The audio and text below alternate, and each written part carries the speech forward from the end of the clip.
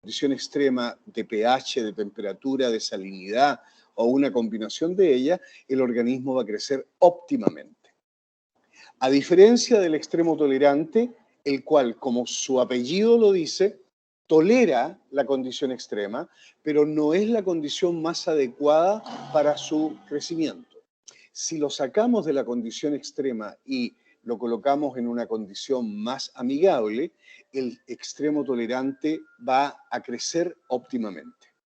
En otras palabras, en un ambiente extremo, nosotros vamos a tener organismos que están adaptados a crecer adecuadamente bajo esas condiciones ambientales, pero también pueden estar acompañados por organismos que están tolerando la condición o las condiciones de ese ambiente extremo. La siguiente tabla dice clasificación y ejemplos de extremófilos. Ahora, estas tablas yo las he colocado para que ustedes cuando revisen este material lo puedan ver con un poquitito de calma. Por ejemplo, la primera columna dice parámetro ambiental, temperatura, tipos de organismos, los hipertermófilos, los termófilos, los mesófilos y los psicrófilos. Algo hemos conversado sobre ellos hasta ahora.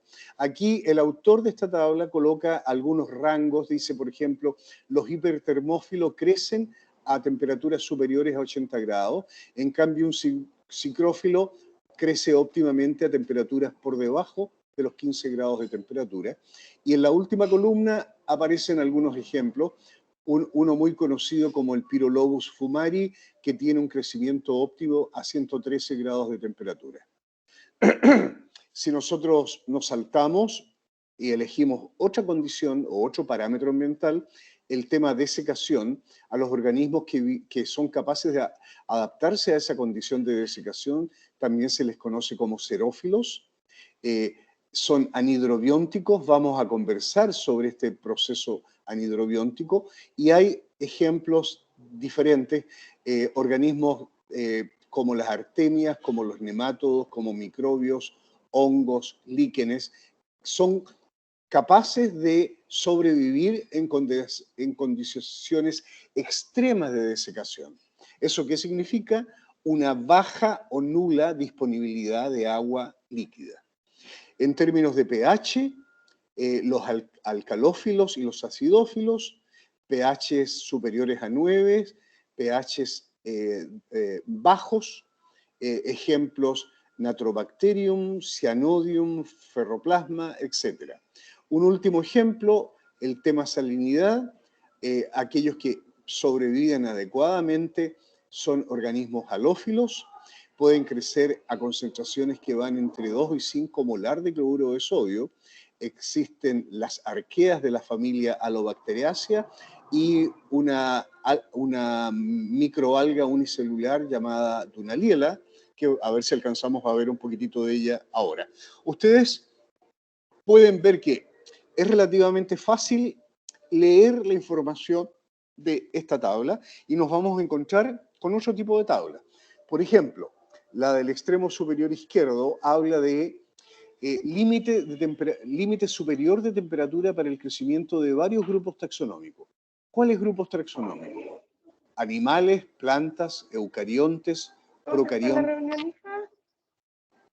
procariontes como bacteria, arquea, diferentes grupos, peces, vertebrados acuáticos, insectos, plantas, protozoos, hongos y en el caso de bacterias, cianobacterias, bacterias heterótrofas, arqueas y temperaturas superiores aproximadas. Animales, 38 grados de temperatura, límite superior. Otros insectos entre 40 y 60 grados, eucariontes entre 55 y 60, y si pasamos al mundo de los procariontes, fíjense ustedes cómo cambia la cosa. Los rangos de temperatura superior para crecimiento han aumentado ostensiblemente en el mundo procarionte, bacterias y arqueas. Sobre 70 grados, bacterias que pueden crecer por sobre los 90 grados, arqueas que pueden crecer por sobre los 100 grados de temperatura. Por lo tanto, estamos hablando de una condición ambiental extrema y hay límites para el crecimiento dependiendo del tipo de organismo que estemos analizando. La tabla que sigue, la número 2 que habla, dice los límites más bajos de pH para algunos grupos taxonómicos. El límite más bajo, es decir, hasta qué pH ambiental ellos pueden crecer. 4, 2 grados, perdón, pH 4, pH 2, plantas vasculares entre 2 y 3 grados, hongos a pH 0, bacterias pH cercano a 1 o pH cercanos a 2 y 3. Estamos hablando que en condiciones extremas de pH, esta tabla dedicada a pHs bajos. Existen datos de pHs altos, como ustedes se pueden imaginar, pero podemos darnos cuenta que la información que está disponible nos indica claramente de que hay organismos que pueden perfectamente sobrevivir un medio ambiente con pHs muy bajos. Y nosotros, nuestra célula, puede ser un buen ejemplo comparativo porque nosotros tenemos que vivir alrededor de pH 7, ¿no es cierto? Y para nosotros estas condiciones son extremas. Para estos organismos, al ser extremófilos, es la condición más adecuada. Saltamos a otra tabla que nos permite, otra vez, tener una idea de lo que se conoce.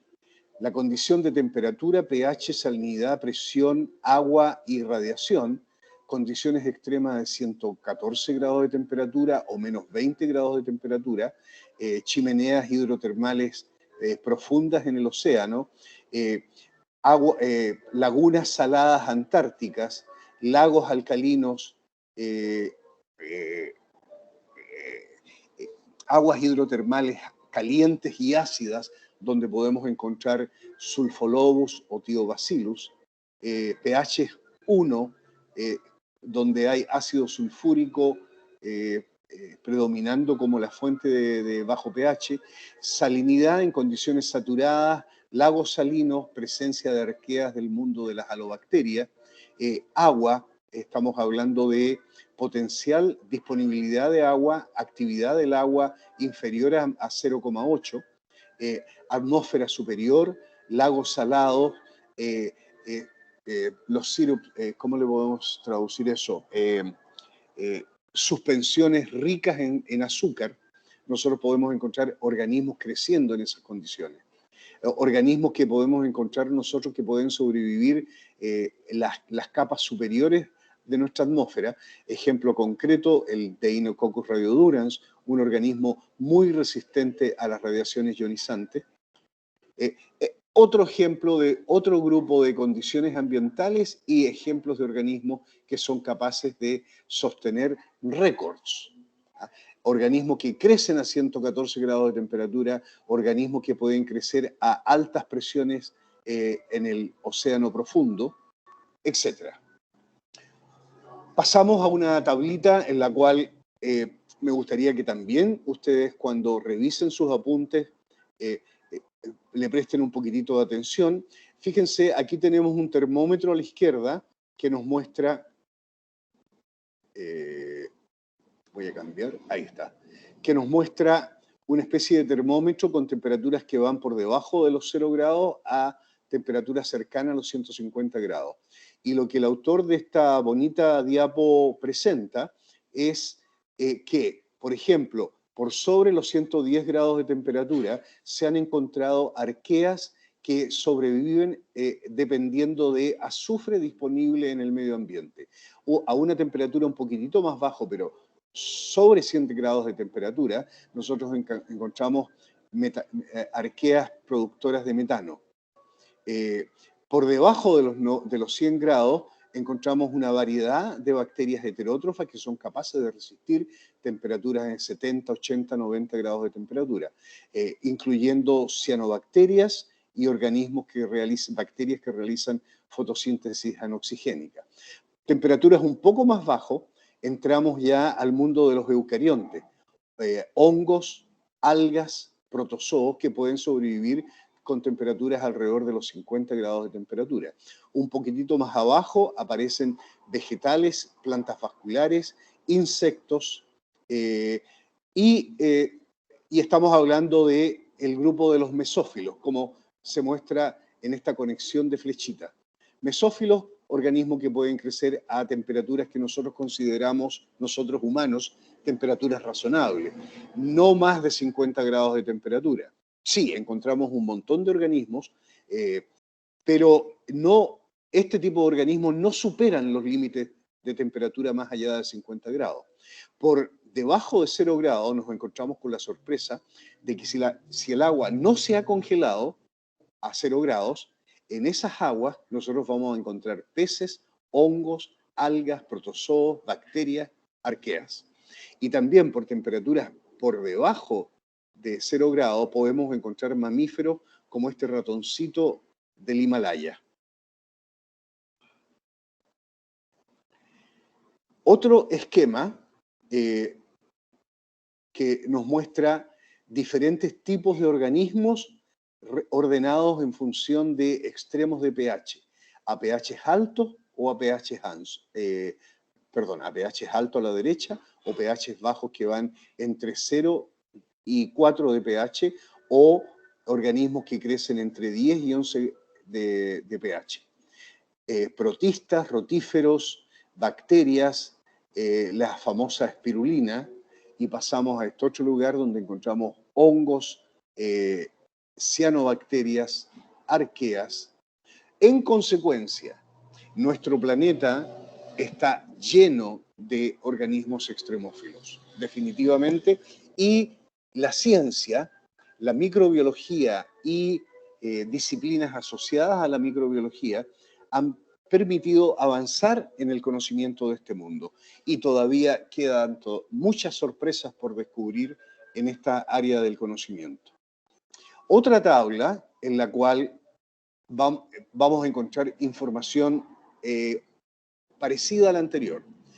La tabla me muestra, a altas temperaturas nosotros encontramos bacterias y arqueas que crecen por sobre los 100 grados de temperatura. En el mundo de los eucariontes, la temperatura más alta no supera los 50, 60 grados. Aquí el autor coloca aproximadamente 60 grados, ejemplo de algas, el Cyanidium caldarium y algunos hongos. Y coloca en la tabla, en la columna de la derecha, coloca el tipo de medio ambientes en los cuales se ha podido demostrar la presencia de organismos que viven a altas temperaturas. Lo mismo sucede en la siguiente condición de baja temperatura, donde se colocan temperaturas de alrededor de menos 15 grados, donde se han detectado crecimiento bacteriano. En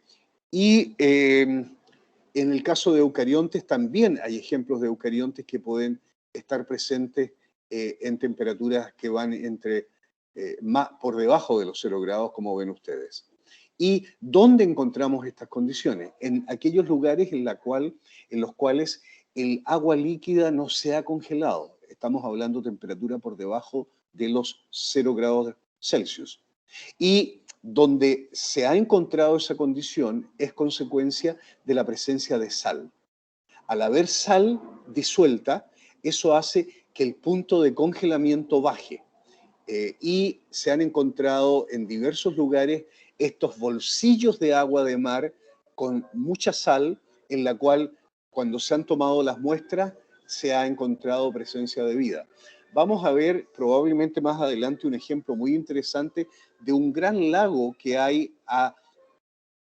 ¿cuánto es? No sé si a más de 1 kilómetro de profundidad en el hielo antártico.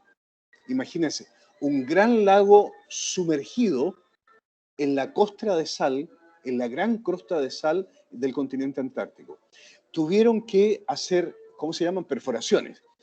Grandes perforaciones llegaron a la fuente de agua, cruzando la costra de hielo, y tomaron muestras. Es muy interesante por todo el cuidado de no contaminar este proceso. Tomaron muestras y esas muestras en el laboratorio demostraron la presencia de organismos que estaban viviendo en esa condición, a muy baja temperatura, en un mundo cubierto de hielo. La tabla continúa con ejemplos de pH ácido, de pH alcalino y altas presiones hidrostáticas. Es decir, una gran columna de agua que está aplastando todo aquello que no sea capaz de resistir esa alta presión. les recomiendo encarecidamente unos pocos segundos de su tiempo para revisar esta con un mínimo de profundidad, tratando de entender lo que muestra el autor en las tablas, tratando de entender cuál es la información, el mensaje que entrega esta y otras tablas. Por ejemplo, una continuación de la tabla anterior, donde encontramos condiciones de desecación, efecto de la radiación dañina y metales pesados. Cadmio, níquel, cobalto, zinc, cadmio a concentraciones milimolares. Hay bacterias que son capaces de vivir bajo esas concentraciones de metales. En el caso de algas también pueden crecer en presencia de cadmio, zinc, cobalto a concentraciones milimolares. En el caso de desecación, crecimiento a concentraciones de 35% cloruro de sodio, ejemplos de procariontes como bacterias y arqueas, en el caso de eucariontes, hongos, y lugares en los cuales se encuentra esta condición. La siguiente diapositiva nos muestra una foto bastante sombría, en la cual tenemos una fuente de agua en un lugar determinado. La pregunta es, ¿existen combinaciones de factores extremos que son letales para la vida? Por ejemplo, alta salinidad, concentraciones mayores a 30% peso-volumen cloruro de sodio, combinado con baja temperatura, temperaturas inferiores a 0 grados. ¿Dónde encontramos esto? Inclusiones en el hielo, agua de mar con alta salinidad. Pero ahí encontramos vida, pero donde no podemos, donde es difícil encontrarla, es la combinación alta salinidad con alta temperatura. Alta salinidad 30% pB y temperaturas superiores a 90 grados. Se han encontrado ejemplos de estos hábitats en el mar Mediterráneo, en el mar Rojo, igual que ejemplos de alta salinidad y bajas temperaturas en ambientes antárticos, y en algunos casos los autores no han encontrado organismos vivos. En otros casos hay ejemplos de que sí ha sucedido. Si no se han encontrado, vean el párrafo que concluí yo, si hoy no se han encontrado organismos vivos bajo estas u otras combinaciones de condiciones físicas y químicas, ¿cuál es la conclusión? ¿La vida no se pudo adaptar a esta combinación de condiciones o no se ha buscado de la forma adecuada? ¿Qué quiero decirles yo con este pequeño mensaje? Los investigadores a nivel mundial andan en busca de ambientes extremos y evidentemente en busca de los organismos que están viviendo en esas condiciones. De pronto, la toma de muestra ha llevado a que no hay evidencia de organismos. Entonces los autores llegan a la conclusión, hay combinaciones de condiciones tan extremas de que los organismos en nuestro planeta no se han podido adaptar a esas condiciones. Entonces, la pregunta que venía más abajo, ¿eso significa que la vida en nuestro planeta no puede adaptarse a cierta combinación de condiciones extremas?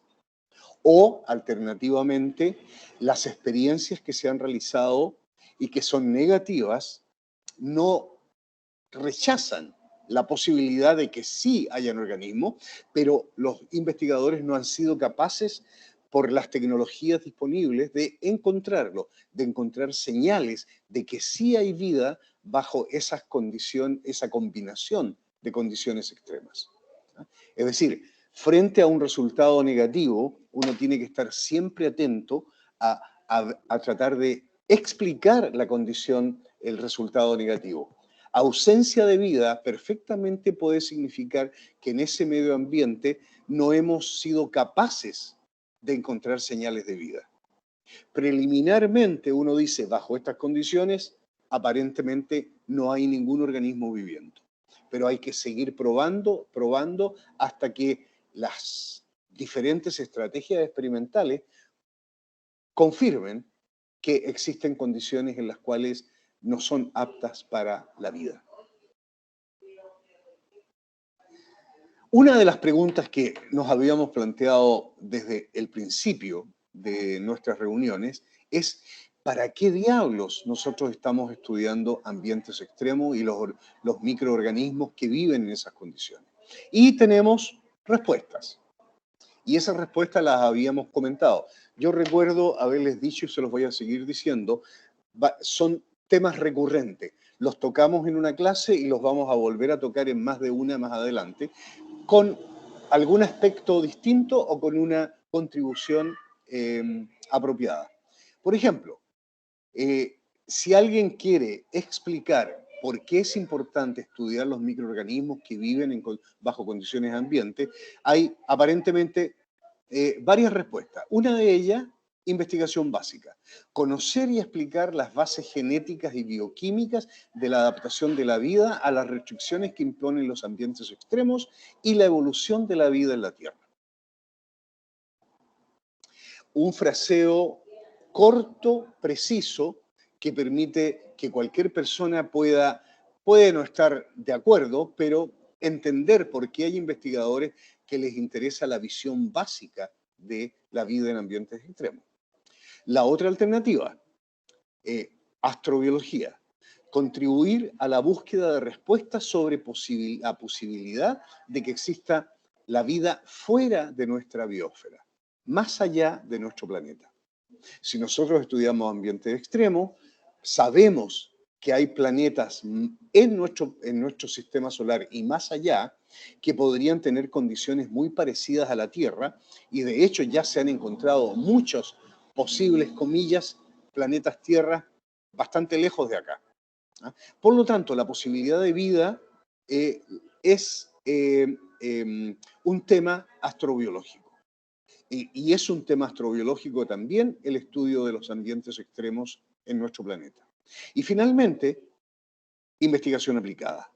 El uso biotecnológico de estos microorganismos. Yo estudio ambientes extremos porque los microorganismos que viven en esas condiciones extremas se han adaptado, han evolucionado y ellos tienen estrategias bioquímicas que otros organismos no tienen. En consecuencia, hay enzimas, hay proteínas, hay lípidos y otro tipo de biomoléculas que pueden estar presentes en ese tipo de extremófilos, y por lo tanto, el conocer y estudiar ese tipo de macromoléculas o moléculas más pequeñas puede tener aplicaciones industriales. Entonces, ahí tenemos tres argumentos para argumentar en favor del estudio de la vida en ambientes extremos. En el tema biotecnología, aquí hay unos fraseos, los voy a poner todos al mismo tiempo. Hay unos fraseos que yo me he gastado tiempo escribiendo esto, tratando de ser lo más clarito en mi redacción, y prefiero leerlo en voz alta y esperar que alguno de ustedes tenga alguna duda, alguna pregunta, y nos detenemos a conversar. Por ejemplo, consideremos que entre el 1 y 2% de los microorganismos que nosotros conocemos existentes en la Tierra tienen un uso comercial. Y entre ellos, unos pocos son de origen extremófilo. 1 a 2% de todos los bichos que nosotros conocemos tienen actualmente un uso comercial. Y unos pocos de ellos son extremófilos. Estos extremófilos están adaptados estructuralmente a resistir condiciones múltiples de estrés, lo que nosotros conocemos como ambientes poliextremos, en los cuales hay más de una condición ambiental extrema. Ejemplo, nuestro desierto de Atacama, que tiene una alta desecación, hay muy poca agua líquida disponible para la vida, y además tenemos una alta radiación solar, incluyendo la radiación ultravioleta. Por lo tanto, ahí tenemos una combinación de dos condiciones extremas. Y a eso le podemos agregar un ambiente salino, un ambiente rico en metales, y nos genera este concepto de ambiente poliextremo. Y los organismos que están adaptados presentan adaptaciones estructurales, dice el fraseo, pero esas adaptaciones estructurales están sustentadas en la presencia de macromoléculas que van a llevar a la organización estructural de las células. Y para que exista eso, se requiere genes que hayan evolucionado para la generación de moléculas adaptadas a esas condiciones. Un ejemplo muy importante para los biotecnólogos es la presencia de extremoenzimas, proteínas que son estables y funcionan bajo condiciones extremas. Una proteína que pueda trabajar a 80-90 grados de temperatura es una proteína muy interesante. Una enzima que catalice reacciones químicas a alta temperatura es relativamente fácil encontrarle una potencial aplicación biotecnológica. Ejemplo de este tipo de enzimas: celulasas, amilasas, proteasas, esterasas, lipasas, peroxidasas, etc.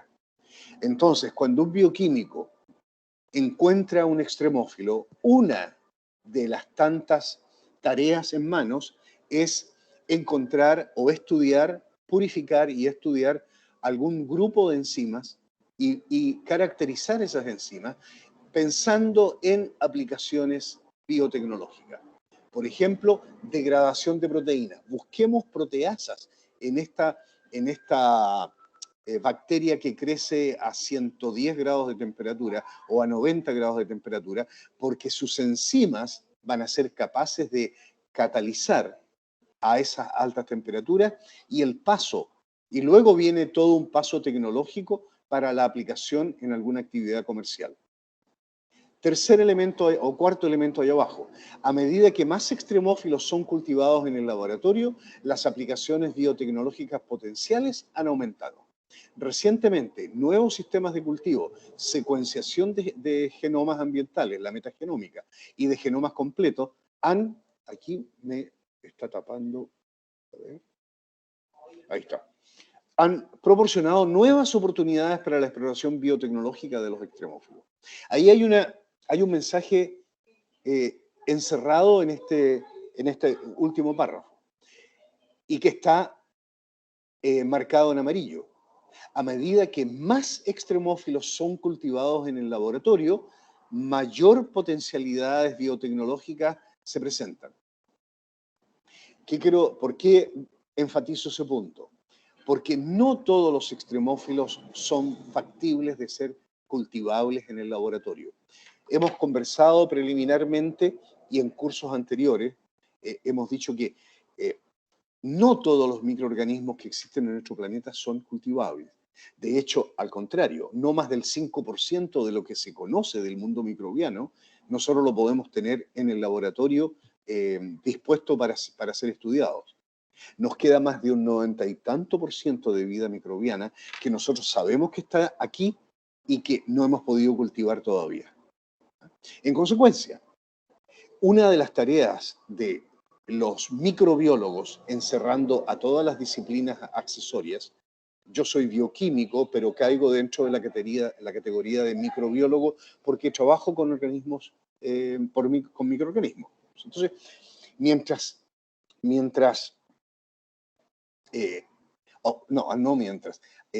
una de las tareas importantes del estudio de los ambientes extremos es tomar muestras, llevarlas al laboratorio y aislar y purificar los organismos. Esa es una tarea fundamental y que en muchos casos no es exitosa porque estos bichos son difíciles o imposibles de cultivar.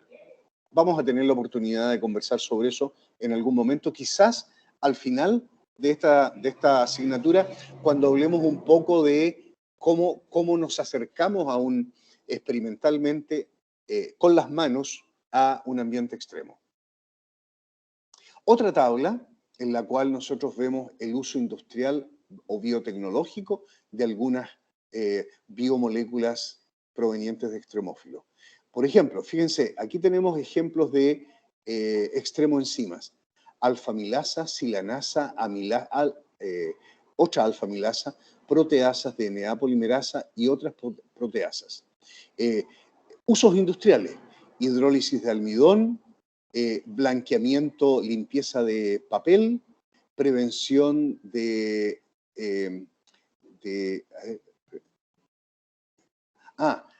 en el mundo de la producción de alimentos basados en harinas, el uso de la alfa-amilasa para destruir, o mejor dicho, para degradar justamente el glicógeno o el almidón, para la fermentación de levaduras, procesamiento de otro tipo de alimentos y bebidas, detergentes, el uso de proteasas, estables a alta temperatura y provienen de termófilos. Lo mismo que DNA polimerasa para las reacciones de PCR, que la clásica DNA polimerasa conocida provino inicialmente de termófilos. Otro tipo de uso de proteasas en alimentación, la producción de productos provenientes de la leche, por ejemplo, en quesos, el uso de sicrófilos, de proteasas provenientes de sicrófilos para trabajos a baja temperatura. Tomar enzimas de organismos mesófilos, que son fáciles de cultivar, tenemos el problema de que la proteasa que vamos a extraer la vamos a tener que utilizar en un proceso industrial a temperaturas de 30 a 37 grados porque proviene de un organismo mesófilo. Pero en realidad la generación de algunos alimentos requiere o de altas temperaturas o de bajas temperaturas. Por lo tanto, enzimas provenientes de mesófilos no son las más adecuadas, pero sí la de un organismo extremófilo. Producción de enzimas a partir de organismos halófilos. Fíjense la letra chica que puse allá abajo. Atención a temperatura óptimo, pH óptimo, estabilidad, tolerancia. Es aquí la importancia del trabajo de un bioquímico para trabajar con enzimas provenientes de extremófilos. En este caso particular, tenemos en la primera columna ejemplo de organismos halófilos que crecen a altas salinidades. Tenemos a continuación las enzimas estudiadas, amilasas, silanasas, proteasas. Temperatura óptima en grados Celsius, 65, 60, 50, 60. Ok, ¿cuál es la más chica? 50 grados. ¿Cuál es la más alta? 70. Organismos que crecen óptimamente que la temperatura óptima para las enzimas va entre 50 y 70 grados de temperatura. A continuación, los estudios presentan un pH óptimo. Provienen de organismos halófilos que crecen a altas salinidades, que tienen temperaturas altas de crecimiento, pero el pH, fíjense ustedes que no se aleja mucho de la neutralidad. Son halófilos cercanos además, no cercanos, además mesófilos. Y finalmente, la última parte, que podría generar confusión y dudas, y que nos vamos a detener un segundo, dice, por ejemplo, en el primer caso, la alfa-amilasa de Allothermotrox ohreni, que tiene una temperatura óptima de 65 grados y un pH óptimo de 7,5 grados, tolera hasta 25% de NaCl y la temperatura óptima, y su temperatura óptima se obtiene en presencia de 5% NaCl. Ok. Aquí hay varios puntos que ustedes como estudiantes de bioquímica, si no lo manejan adecuadamente, van a tener que anotarlo en su cuaderno porque es tarea para la casa. ¿Qué es temperatura óptima de una enzima? ¿Qué es pH óptimo de una enzima? ¿Y qué queremos decir con tolerancia, con estabilidad de una enzima?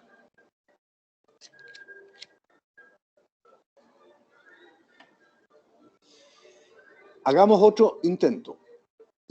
dos tipos de silanasas conocidas a partir de una bacteria halófila, la cepa CL8. Ambas presentan enzimas con temperaturas entre 60 y 60, alrededor de 60 grados, con un pH óptimo alrededor de 6. Y la primera enzima, la silanasa 1, es estable 7 minutos a 60 grados. La silanasa 2 es estable por 190 minutos a 60 grados. La temperatura óptima se obtiene al crecer al organismo o al crecer al organismo y al estudiar a la enzima a concentraciones 4 molar de cloruro de sodio. Entonces, yo podría, esto no significa que lo vaya a hacer, yo podría pedirles a ustedes en una prueba que me buscaran la mejor respuesta a una pregunta que yo voy a partir desarrollando diciendo, las enzimas silanasa 1 y silanasa 2 extraídas de la bacteria halófila cepa CL8 presentan una estabilidad de 7 minutos a 60 grados versus 190 minutos a 60 grados. Explique la diferencia entre silanasa 1 y silanasa 2.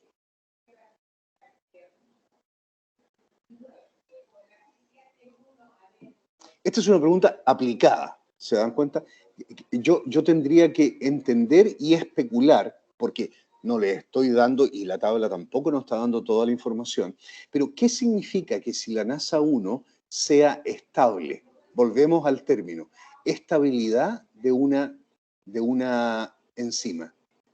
Es estable durante 7 minutos a 60 grados. En cambio, la otra alternativa, la silanasa 2, que proviene de la misma bacteria, es estable por 190 minutos. Fíjense el siguiente ejemplo. Actividad óptima, la actividad óptima de la enzima ocurre entre 5 y 15% en NaCl para la beta-silanasa. O esta otra silosidasa, otra enzima, tiene una actividad óptima a 5% en NaCl. ¿Cómo puedo yo determinar la actividad óptima de una enzima a diferentes concentraciones de sal? Proveniente de un halófilo. ¿Se dan cuenta? El organismo crece a alta salinidad, tiene enzimas que cuando nosotros las extraemos y las estudiamos in vitro en el laboratorio, podemos estudiar estabilidad y podemos estudiar actividad. Y finalmente, la palabra tolerancia. ¿Cómo podemos relacionar estabilidad y tolerancia en la actividad de enzimas que tienen la posibilidad de tener un uso biotecnológico?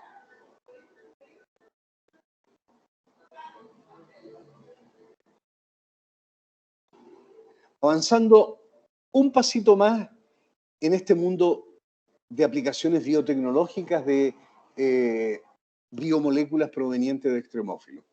En este caso particular, dice, obtención de biomasa de extremófilos para la producción de extremoenzimas. 2 puntos. Un gran problema tecnológico. Alguien podría especular por qué obtener biomasa de extremófilos para la extracción de enzimas es un problema tecnológico.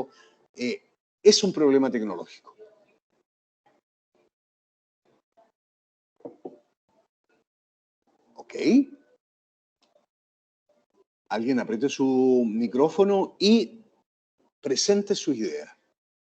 Equivóquense ahora. O van a recibir mis felicitaciones si, comillas, le achuntaron. Imaginación. Una de las características del investigador frente a un problema. ¿Por qué creen ustedes que obtención de biomasa de extremófilo es un problema tecnológico? Ustedes no son biotecnólogos, son bioquímicos, pero en algún momento de sus vidas podrían tener conexiones de trabajo con otro tipo de profesionales. Y le van a pedir al bioquímico o el bioquímico le va a pedir al biotecnólogo trabajar en forma conjunta para resolver problemas. Especulen.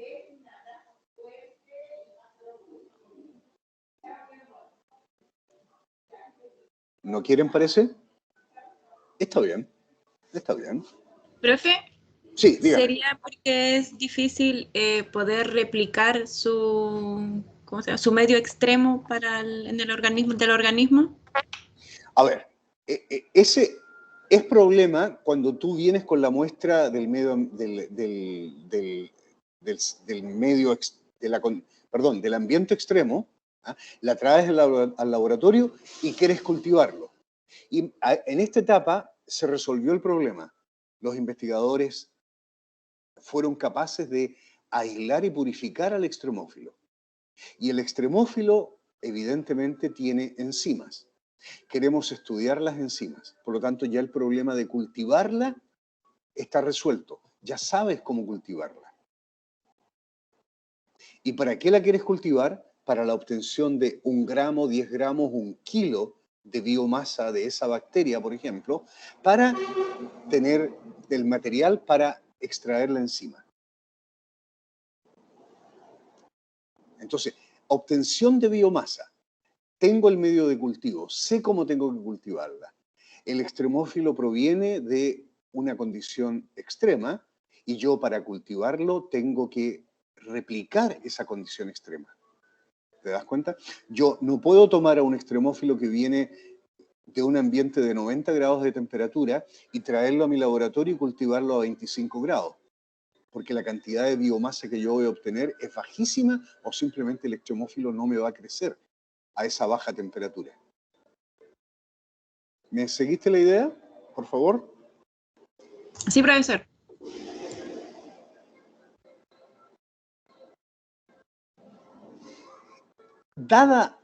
Dado el comentario anterior que hice yo, el crecimiento en condiciones extremas, temperatura, ambientes anaeróbicos, extremos de pH, alta salinidad, hacen que el extremófilo crece bien, pero crece lento en general.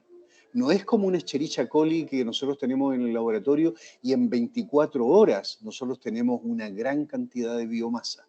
Y a las 48 horas nosotros cosechamos a la bacteria y tenemos gramos, dependiendo del volumen del cultivo, una alta cantidad.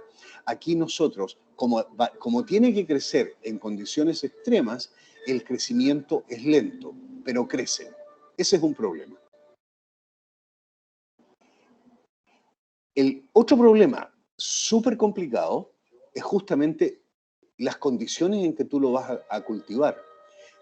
Nosotros queremos cultivar el extremófilo bajo condiciones extremas, en los paréntesis ahí arriba como ejemplo, a alta temperatura o en ausencia de oxígeno o alta salinidad o en una combinación de bajo pH y alta salinidad.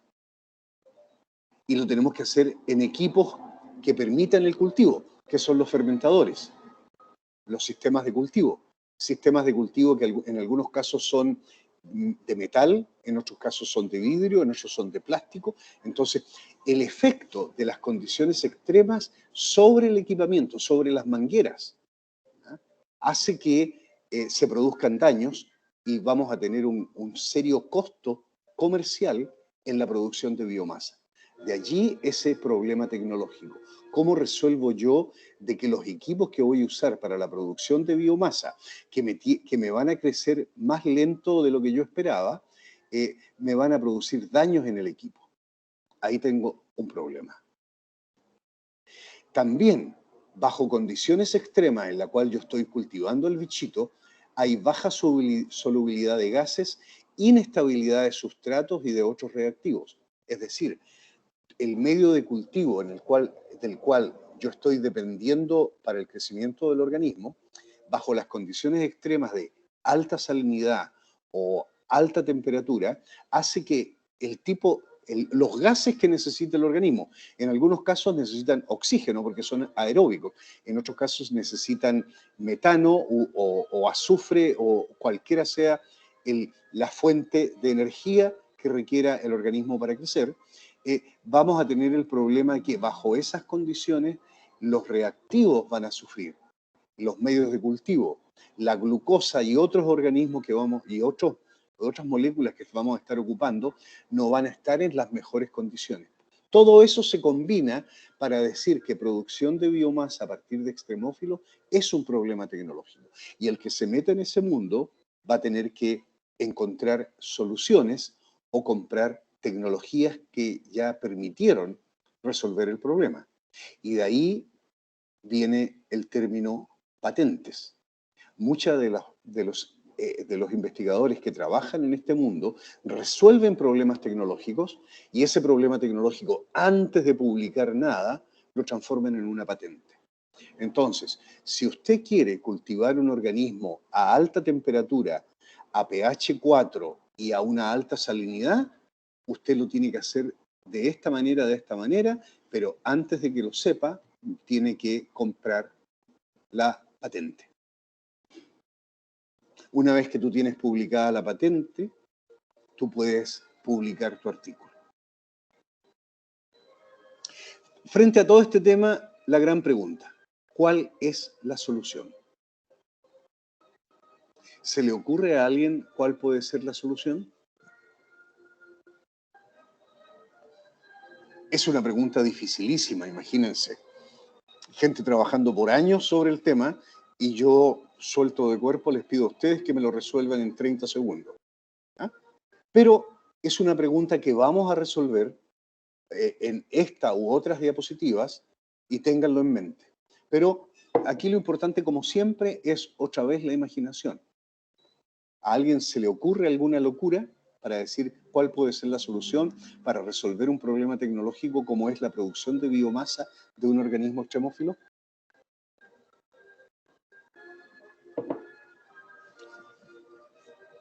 Difícil, ¿no es cierto?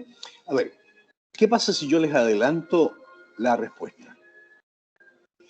¿Qué pasa si yo no cultivo el extremófilo? ¿Qué pasa si yo ando en busca de una enzima determinada? Por ejemplo, una proteasa.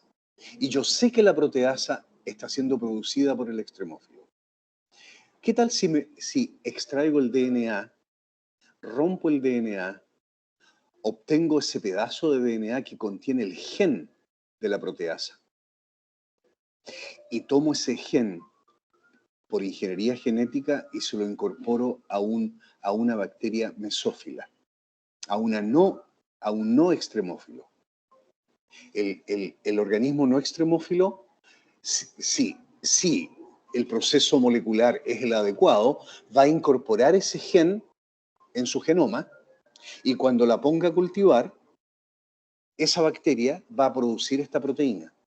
Y la va a producir en grandes cantidades porque no necesito de condiciones extremas para cultivar este organismo no extremófilo. Solo quiero que se exprese el gen exógeno que yo le puse en su genoma.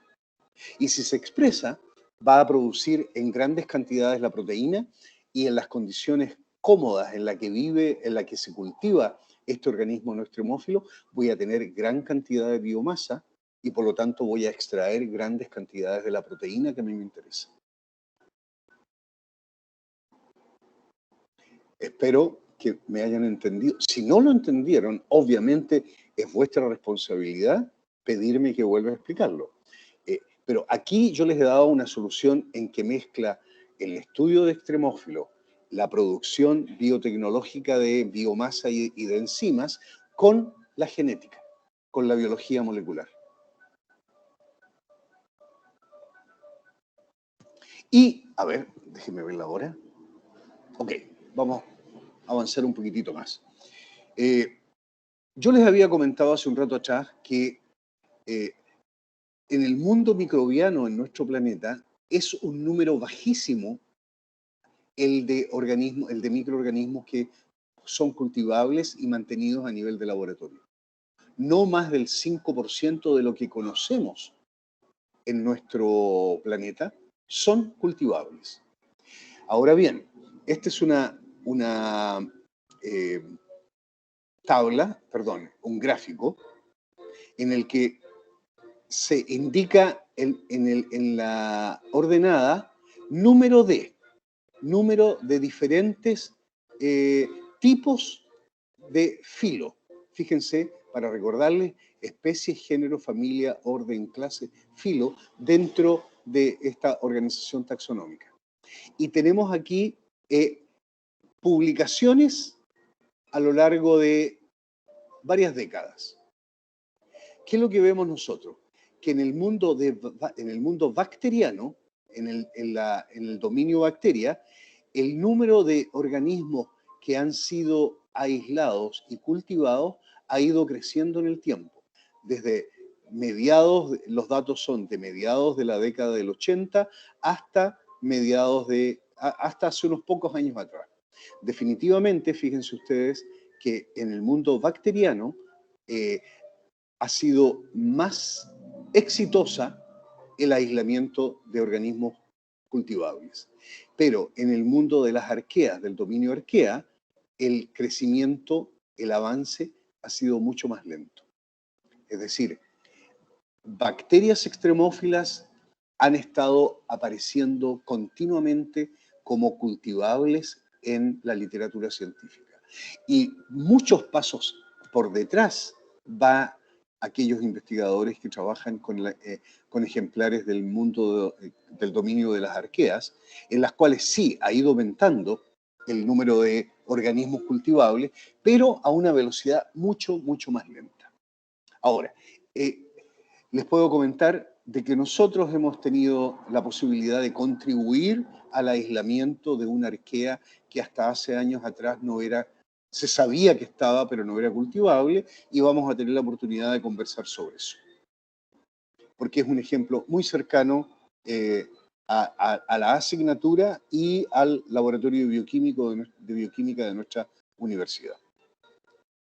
Y evidentemente nosotros trabajamos con microorganismos que existen en el desierto de Atacama, que son hábitats colonizables por consorcios microbianos, formadores de biopelículas, y que estos consorcios microbianos son dominados por cianobacterias. Es decir, la cadena trófica dentro de esta comunidad microbiana es dependiente de un organismo que hace fotosíntesis, que son las cianobacterias. Y como ustedes me pueden haber escuchado, a lo menos en la asignatura anterior, tenemos rocas de cuarzo, rocas de yeso, rocas de sal y rocas piroplásticas provenientes de explosiones volcánicas, en las cuales nosotros en nuestro desierto podemos encontrar evidencias de la presencia de vida debajo de ellas, dentro de ellas o sobre ellas. Cuarzo, yeso o anhidrita, dependiendo de si el sulfato de calcio está hidratado o no hidratado, las halitas, que son rocas de sal, y esta mezcla piroplástica, que son rocas que han sido expulsadas después de explosiones volcánicas. Y la primera evidencia, como ven ustedes, o como apenas se alcanza a ver, son estas manchitas medias verdosas que se pueden ver, que son una primera evidencia, primera observación de que ese color verdoso podría ser clorofila. Y cuando se ha tomado las muestras y llevado al laboratorio, sí, es clorofila. Y luego se han hecho otro tipo de estudios para ver quiénes están presentes en estas comunidades microbianas. Y hay muchos bonitos ejemplos de publicaciones de colegas extranjeros y de colegas chilenos. Esa era una conexión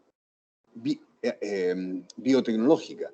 La conexión astrobiológica la hemos conversado muchas veces, volvemos a decirlo, mientras más conozcamos de la vida en ambientes extremos, mayor va a ser la eficiencia en la búsqueda de vida o señales de vida fuera de nuestro planeta. En Marte, en las lunas de Júpiter o más allá de nuestro sistema solar. Y estos estudios astrobiológicos tienen o están encadenados, vean ustedes, a una serie de disciplinas. La geofísica, la hidrología, la astronomía, la geología, la mineralogía, la geoquímica, la ingeniería, la química, la biología, la física. Todas ellas en conjunto contribuyen a que esta relativamente nueva, relativamente nueva disciplina, la astrobiología, se sustente cada vez mejor. Y dentro de la biología estamos nosotros. Y nosotros como bioquímicos también en nuestros estudios necesitamos a veces varias de estas disciplinas accesorias. Esta no es una diapo mía, sino que la he pirateado para que veamos la multidisciplinaridad e interdisciplinaridad en la astrobiología. Y para terminar, mostrarles a ustedes a un extremófilo eucarionte. Una microalga llamada Dunaliella salina. Yo tendría la seguridad que no es la primera vez que ustedes escuchan hablar de Dunaliella, pero a lo mejor alguno de ustedes se ha olvidado. Vean ustedes, es una alga, microalga, unicelular. Se le alcanza a ver uno de los dos flagelos que tiene. Es muy móvil. Aquí hay diferentes fotos de ella. Aquí se alcanza a ver también uno de sus dos flagelos. Es un organismo fotosintético. Tiene cloroplastos en su interior. Es un eucarionte. Además de cloroplasto va a tener una serie de otros organelos. Pero es interesante. Es una sola célula. Una célula que tiene una fuerte coloración verdosa debido a la presencia de clorofila. Y, como podemos ver, en algunos casos, esta coloración verdosa puede ser reemplazada por esta coloración rojiza. Crecimiento en condiciones naturales. Aquí tenemos un lago en el cual el agua se ve roja. Y una de las causas de por qué se ve roja es porque está creciendo Dunaliella y la célula tiene esta coloración que le da la pigmentación al agua. Vean ustedes esta costra blanca que es sal, cloruro de sodio. Es decir, aquí tenemos una laguna hipersalina que en sus bordes se evapora el agua y va dejando la sal. Y la laguna está pigmentada por la presencia de Dunaliella. Ese pigmento, aquí hay una foto bien bonita de la Dunaliella salina. Aquí ven ustedes, la foto la vi yo justo vibrando sus dos flagelos. Aquí la tenemos inmóvil, sin la presencia de esta coloración roja, y los dos flagelos se ven perfectamente bien. Bueno, esta coloración roja es betacaroteno, un carotenoide que en estos momentos tiene un gran mercado internacional. Y aquí ven ustedes el producto vendido en la forma de un polvito rico en betacaroteno proveniente de Dunaliella salina y que tiene una serie de virtudes. Y cuando ya entramos en el mundo comercial, ustedes se pueden imaginar el millón de virtudes que los dueños de esta producción cuentan para que nosotros le compremos el producto. El betacaroteno puede alcanzar hasta el 10% del peso seco de esta microalga. Primer antecedente, fíjense ustedes, una laguna natural con alto nivel de salinidad.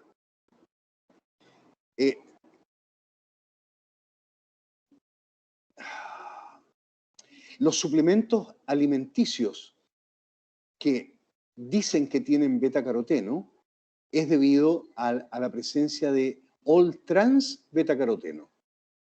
Pero ese es sintético. Cuando nosotros compramos en el mercado un producto rico en betacaroteno, alta probabilidad que sea artificial, es decir, sintetizado químicamente, y es un all-trans, que los organismos vivos como nosotros lo ocupamos poco o mal. En cambio, el 9-cis betacaroteno es el precursor directo del ácido retinoico y la vitamina A finalmente. Y la Dunaliella salina tiene más de un 50% en ácido 9-cis beta-caroteno. Acá tenemos la estructura de los isómeros de 9-cis beta-caroteno y el all-trans beta-caroteno. Arriba, perdón, aquí abajo el all-trans y acá el 9-cis. Son dos moléculas químicamente idénticas, pero son dos isómeros. Y los seres vivos, nosotros que necesitamos beta-caroteno para producir vitamina A, preferentemente nuestras enzimas, nuestras rutas metabólicas utilizan el 9-cis beta-caroteno.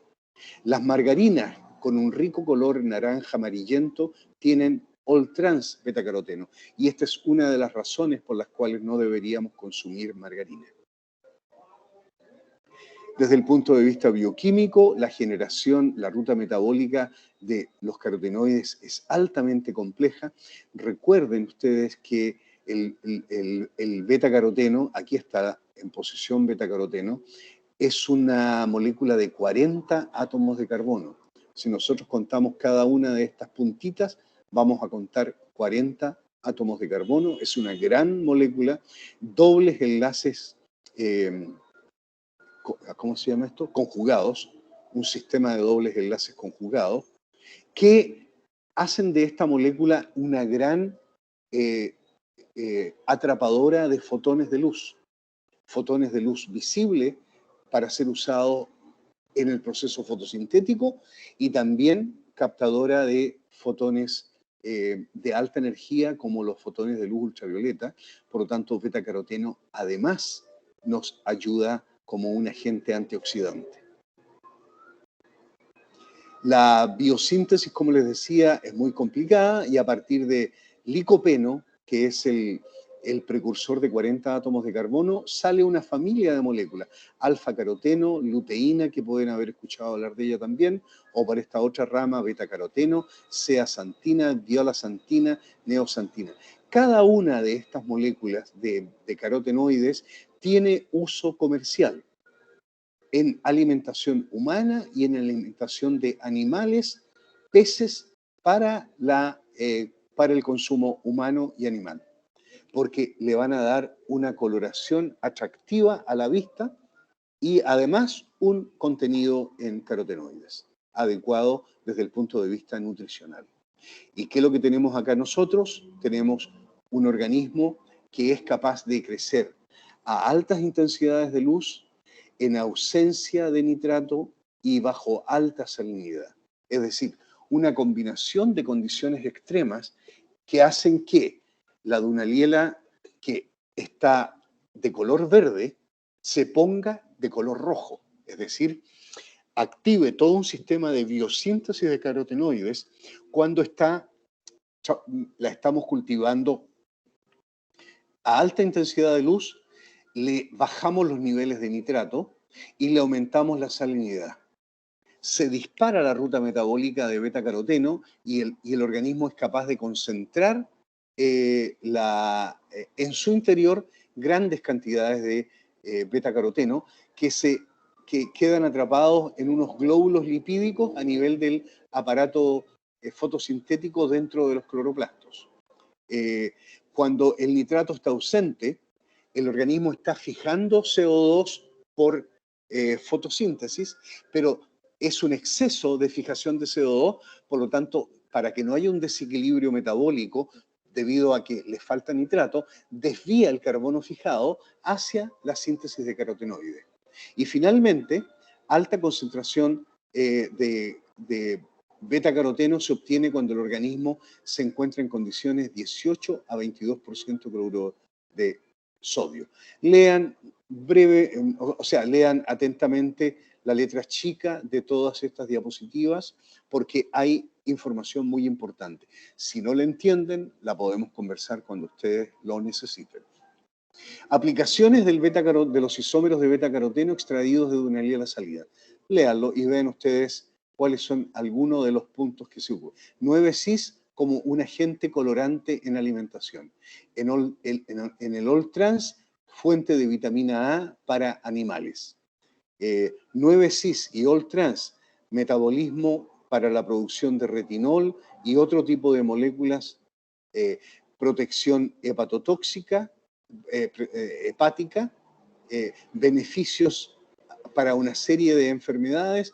Hay una lista de aplicaciones que permiten indicar que uno debería o podría, dependiendo de la calidad nutricional de la alimentación de cada persona, deberíamos incluir vitamina A o un precursor de la vitamina A, como es el betacaroteno. Y eso nosotros lo logramos con una buena alimentación.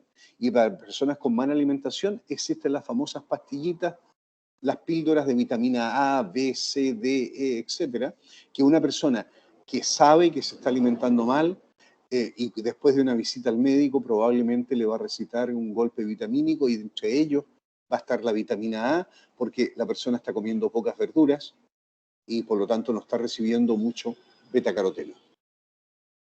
Principales productores actuales utilizando a este organismo eucarionte extremófilo en China, en Israel, en Estados Unidos y en otras partes.